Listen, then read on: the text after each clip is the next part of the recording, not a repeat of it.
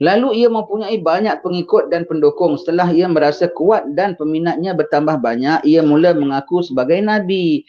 Maka ketika itu akan ditinggalkan oleh orang-orang mempunyai kesedaran dan kefahaman yang benar terhadap agama. Not really. Kalau dah dari mula ikut dia, dia bilang dia pemimpin pun dia bilang Nabi pun, oh aku ingat dia setakat menteri saja, rupanya Nabi lah. Makin ikut lagi. Sampai nanti dia ngaku Tuhan, lagi ikut lagi. Kalau tak nak ikut dia, dari awal jangan ikut dia. Bukan dari mula nampak dia orang taat sudah ikut dia. Orang mukmin sudah dapat sedar dia dari awal dia muncul sudah sedar. Orang mukmin sudah daripada awal dia nampak walau nampak dia berdoa sekalipun, walau nampak umpamanya dia cakap sopan santun sekalipun, orang mukmin dari awal sudah sedar dia dajjal. Kerana kalau masuk dia saja susah nak berpaling tadah. Bahkan yang masuk dengan dia, yes sir, yes sir. Sekali rupanya dia cakap gini, dah termakan sihirnya, dah termakan sampai dia zahirkan, dia bilang actually aku ni Nabi. Patutlah PL kau begini, bagusnya, hebatnya. Mana Nabi rupanya. Makin kau sign sebagai upgrade, kau punya iman dengan dia menjadi Nabi pulanya. Kemudian sebetulnya, actually I'm just hiding myself. Na'udzubillah. Actually I'm your God. Patutlah God rupanya. Bukan makin, God I don't want to follow. I worship only Allah. Tak, makin kau mengiyakan. Makin kalau bilang Nabi, no, our Nabi is Prophet Muhammad, the last Prophet Rasulullah sallallahu alaihi wasallam. Bukan, kau tak ada mana kau nak Nabi. Awal mula kau dah ikut dia, kau akan terikat terus. Sampai apabila dia ngaku Nabi pun kau say yes, dia ngaku Tuhan pun kau say yes. Tak ada mana. Bila ngaku Nabi saja orang keluar tarik diri. Orang mukmin dari awal sudah bilang dia tak betul. Dari awal kasih gula-gula ke, dia kasih apa ke, dari awal orang-orang mukmin sudah tidak suka dan tidak mahu. Dari awal, dari dia belum zahir, orang dah tolak ideologi dia, orang-orang mukmin. Dari dia belum zahir, orang-orang mukmin dah tolak ideologi dia, apalagi dia sudah zahir. Dan nyata-nyata tahu bahawasanya dia dajjal, na'udzubillah, ya Allah. Allahumma arinal haqqa haqqa warzuqna tibah, wa arinal batila batila warzuqna shinabah. Allahumma habib ilainal iman, وزينه في قلوبنا وكره إلينا الكفر والفسوق والعصيان وجعلنا من الراشدين وصلى الله على سيدنا محمد وعلى آله وصحبه وسلم يا مقلب القلوب ثبت قلوبنا على دينك وعلى طاعتك سبحانك إني كنت من الظالمين وصلى الله على سيدنا محمد وعلى آله وصحبه وسلم سبحان ربك رب العزة عما يصفون وسلام على المرسلين والحمد لله رب العالمين. Katakan ketika itu ia akan ditinggalkan oleh orang-orang yang punya kesedaran. Itu kalau boleh cancel janganlah, tapi put bracket, you put underline, rasanya perkataan itu tak perlu ada di situ. Kerana orang beriman dari awal pun tak akan ikut dia. Tak ada, maka tak akan isu orang beriman akan tinggalkan dia. Dari awal pun tidak ikut dia, maka dari tak ada isu nak tinggalkan dia. Dan orang ikut dia tak akan tinggalkan dia. Bahkan kuat lagi iman terhadap dia. Dia baru tunjukkan sikit perkara saja kau dah terpengaruh. Dia tunjukkan perkara yang pelik-pelik, kau tak lebih pengaruh ke? Sebab kalau sampai dia dah ngaku Nabi tu, dia menunjukkan something yang lagi fantastik, yang macam mukjizat punya bentuk. Dia baru tunjukkan sikit obat, sikit makanan, sikit gula-gula, sikit cuaca, sikit itu, sikit ni, kau dah terpengaruh. Apalagi dia tunjukkan benda yang supernatural, lebih-lebih terpengaruh. Lebih-lebih terpengaruh, ya, lebih-lebih terpengaruh. Dia baru tunjuk sikit aja kau dah terpengaruh, dia tunjukkan tu lagi, semua kau makinlah ikat. Nasib baik kita dah ikut dari awal. Rupanya kau tengok, Nabi lah. Allah. Maka ditakwil-takwilkanlah Muhammad tu last Nabi ke, dah tak ada Nabi lepas Muhammad. Itu maksudnya lain. Tapi Allah Maha Kuasa. Allah tak nak nantikan 10 Nabi pun boleh. Kan Allah Maha Kuasa. Kau jangan tak ada tauhid dengan Allah Ta'ala. Astaghfirullah. Jangan dengan kau mengatakan tak ada Nabi lepas Muhammad, seolah-olah kau membataskan kemampuan Allah. Bahawa Allah Ta'ala tak mampu nak ubah apa-apa dia punya decide. Bukti kenabian apa? Sekian. Ada pada aku. Na'udzubillah min zalik. Na'udzubillah min zalik. Jangan kau tak beriman kepada Allah yang ampunya kuasa. Maka dia kuasa menjadikan aku Nabi dan aku Nabi. Na'udzubillah. Berlindung sama Allah Ta'ala, ya. Dan orang yang dia ikut dari awal terus akan endorse. Semua. Kemudian setelah berlalu beberapa waktu, ia mengakui sebagai Tuhan. Maka pada ketika itulah matanya akan buta sebelah dan akan dituliskan antara kedua matanya perkataan kafir, artinya kafir. Mukmin, ini pendapat lah, ya. Bahkan dari awal orang mukmin kalau dia keluar, orang mukmin dah nampak dia kafir. Dan dari dia keluar, dari dia lahir matanya dah terpelet sebelah.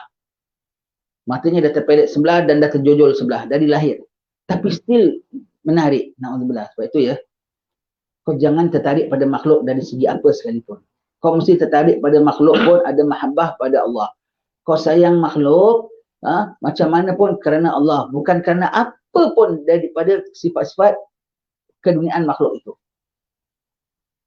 Kau cinta makhluk kerana dia pintar, tanpa kau pandang Allah, Dajjal paling pintar. Kalau kau fikir makhluk pasal beri kau rezeki, beri kau makan, tanpa kau ingat Allah, Dajjal paling pemberi kau macam-macam. Akan terpesona, tergoda, na'udzubillah. Dajjal tu sangat-sangat menawan ya, na'udzubillah. Bagi orang yang kalau tengok orang dia menawan dengan fizikalnya, dengan perawakan rupanya, Dajjal yang kayak gitu punya hodoh pun pada dia lawa. Sebab orang kalau bilang, beauty in the eyes of the beholder. Kecantikan seorang tu pada mata orang yang memandangnya. Sampai orang bilang, kalau kau dah berkenan, lembu pakai gaun pun kau bilang cantik. Betul ya. Jadi Dajjal keluar tu sebagai menawan. Kalau orang yang terpikat orang kerana fizikalnya, kerana handsome-nya ya, Dajjal tu ada tarikan yang seumpama itu. Kalau orang perempuan tengok dia semua tu gila-gila. Maka kalau orang akhir zaman ni banyak orang suka maksiat ya. Tengok orang yang tough, macho suka. Bukan perempuan saja ya, laki-laki pun ya. Na'udzubillah, sebab akhir zaman banyak laki-laki yang tergoda pada laki-laki ya. Tengok Dajjal pun orang-orang gini pun akan tergoda juga. Semua pendek kata benda yang bukan-bukan yang menarik, semua tu ada pada dia. Benda apa semua tu? Physical ada, intelligent ada. Semua tapi palsu belaka. Dan pokoknya maintain dia musuh Allah. Habis cerita. Baik kau jaga hati kau dari sekarang. Segala yang tak disuka oleh Allah, kau jangan suka. Jadi kau nampak pada Dajjal benda yang tak disuka oleh Allah. Kau tak nampak, jangan hanya benda yang kau suka, kau terkam. Nanti kau tak nampak bentuk salah ataupun betul. Benda kau suka macam mana pun tetapi tidak diperkenan oleh Allah Ta'ala, kau wajib tak suka, kau wajib tak suka. Maka Dajjal akan bawa dengan benda-benda yang sangat mempersonakan pun kau boleh tolak. Itu ya.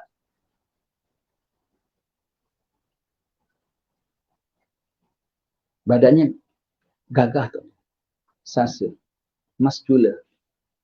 Very masculine. Very manly. The character of the body. Ini kita cakap hal ehwal tarikan ngaluri ya. Tak mahu tahu dia punya tipu daya ke, dia punya apa, cakap dia ke, sihir dia ke, his physical being, his physical self saja. Very attractive person. Perempuan tengok saja tergoda, orang jantan tengok pun yang suka jantan lagi-lagi tergoda. He's that kind of person. Ada daya tarikan pada dirinya tu. Orang tengok saja jadi minat kepada dia. Alhamdulillah ya. Badannya sasa. Badannya ada otot. Kiranya wajahnya tu, kalau tak pandang matanya, kau tutupkan kacamata aja, dia nampak dia handsome dah. Buka kacamata baru matanya, sebelah mondol, sebelah pelet. Begitu ya. Pakai kacamata hitam aja, kau dah nampak dia handsome orang lah. Tergoda-goda. Maka kau tengok loh, matanya kau gini, pedulilah, pokoknya dia handsome. Banyak poin-poin pada tubuh badan dia, pada perawakan dia, pada pipi dia, pada jaw dia, pada apa yang kau bilang, matanya pun aku tak pandang lah. Itu setakat 2 biji aja. Lainnya semua tu dah boleh kira very good looking. Alhamdulillah ya. Dia punya goda dia sampai bentuk fizikal dia pun menggoda orang. Dan Allah Ta'ala cacatkan matanya kayak gitu pun orang suka juga. Sukalah dengan jantan. Nanti Dajjal pun kau minat. Na'udzubillah min dzalik. Berlindung sama Allah Ta'ala. Tak ada lah ya, kat sini tak ada ya.